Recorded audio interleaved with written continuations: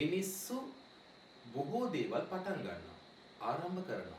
බොහෝ පුද්ගලයෝ අදාළ විසඳුම් නිර්මාණය කරගන්නවා. ජයග්‍රහණය කරනකම් අත් නොහැරීම කියන කාරණාවෙන් ලබාගත් ප්‍රතිඵල අපි ඇස් පන අපිට දැකලා තියෙනවා. කොච්චර හොඳ තීන්දුවක් වුණත් කාලේ පැනලා නම් ගන්නෙ. ඒ තීන්දුව ගත් එකකින් වැඩක් නෑ බොහෝ වෙලාවට. වෙන කාටවත් පටවලා ඇඟ බේර ගන්න පුළුවන් කමක් නෑ.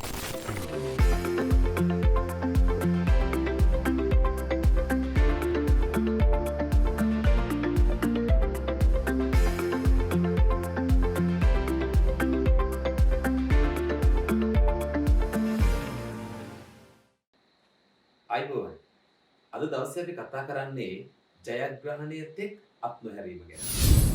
ගොඩක් වෙලාවට මිනිස්සු බොහෝ දේවල් පටන් ගන්නවා.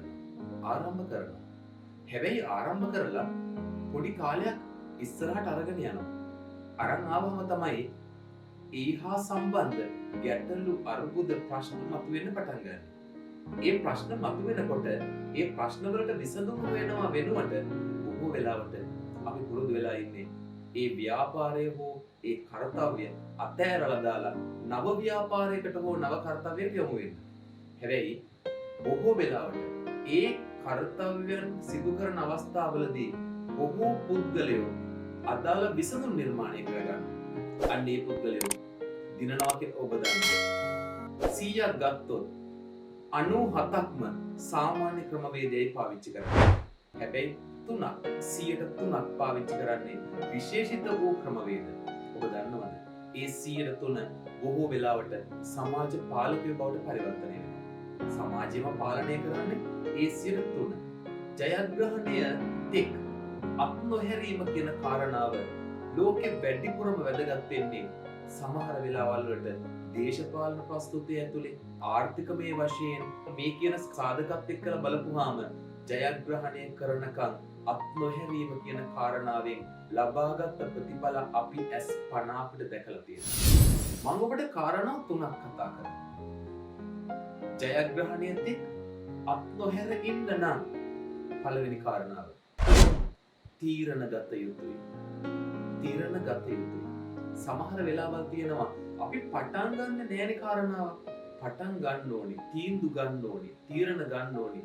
මම මේක කරනවා, මට මේක කරන්න පුළුවන් කියන තීන්දුව ගන්න ඕනේ. මොනවද මම කරන්නේ? තීන්දුවක් ගන්න ඕනේ.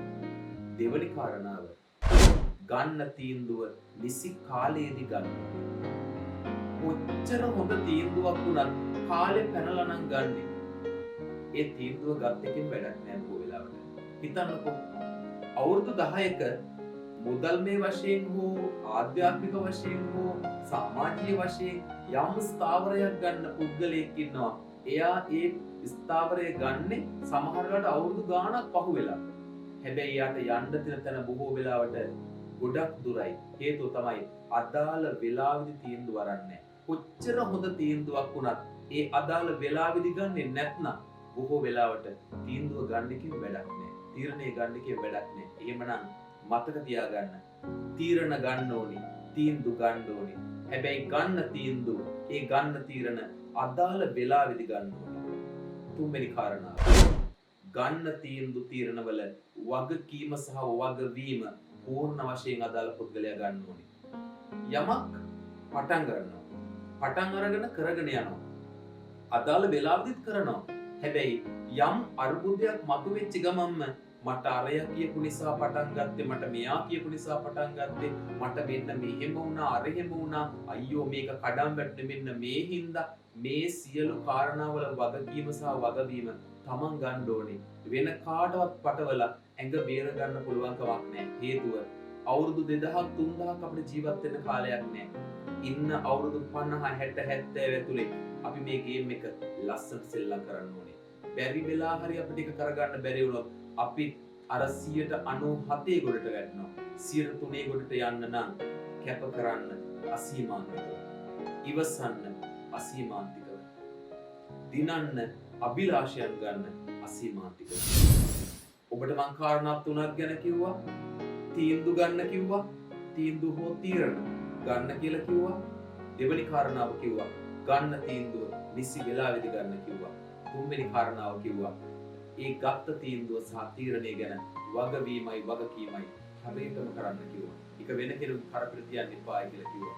මේ කාරණා තුන ජීවිතේට ගන්න පුළුවන් නම් ජයග්‍රහණයේත් එක් අත් නොහැර ඉන්න ඔබට මේ කාරණා තුන අතිශය ප්‍රයෝජනවත් වේ. අපි නිකන් හිතමු ලංකාවේ දේශපාලනේ මේ කාලවකවානුවේ ලංකාවේ තියෙන දේශපාලනය ගැන හිතමුකෝ. මේකෙදි සමහර වෙලාවට සමහර පුද්ගලයෝ අදාළ පුටුවලට ඒ කියලා හිතන්නවත් බැරුව හිටපු අය. ඒ පුද්ගලයන්ගේ තියෙන කැපවීම මත ඒ පුද්ගලයන් ජයග්‍රහණයේත් එක් අත් නොහැර සිටීම මත ඒ කරන ක්‍රියාකලාපය මත අදාළ පුටුවලට එනවා. ඒක තමයි සාමාන්‍ය ස්වභාවය. ලෝක දේශපාලනයේ ගමකෝ ඒබ්‍රහම් ලින්කන් ගැන හිතමුකෝ. ඒ පුද්ගලයාට අදාළ ස්ථානයට එන්න අත් නොහන්න කැපකිරීමක් අතිශය වැදගත් වෙලා තියෙනවානේ. තෝමස් අල්වා එඩිසන් ගැන හිතමුකෝ.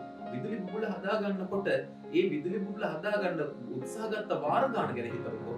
ඒ වාර ගානෙන් බැරි වෙලා හරි අල්ලලා දැම්මනම් ජයග්‍රහණයේත් එක් අත් නොහැර හිටපුකම මත අද ඔබත් මාත් විදුලි ආලෝකයේ ඉන්නවා. ඒ වගේ සොයා ගැනීම නම් මොන තරම් ලෝකේ තියෙනවද? මේ ලෝකේ ප්‍රාතිහාර්ය සිද්ධ වෙලා තියෙන බොහොම අඩුවෙන්.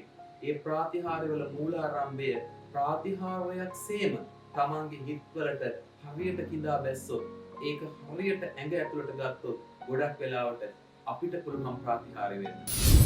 ඔබට ජයග්‍රහණයේත් එක් අත් නොහැර ඉන්න දැඩි ආත්ම ශක්තියක් අවශ්‍යයි. ඒ ආත්ම ශක්තිය බාහිර පරිසරයෙන් එකතු කරගන්නත් පුළුවන්. තමන් තුලින් එකතු කරගන්නත් පුළුවන්. සියලු දේට මේ දේ අත්‍යවශ්‍යයි කියන කාරණාව අද දවසේ අපි ඔබට හරිය මතක් කරනවා. එහෙමනම් ජයග්‍රහණයේත් එක් අත් නොහරින්න අපි ඔබත් සමග ඉන්නවා. ඔබට සුබ දවසක්.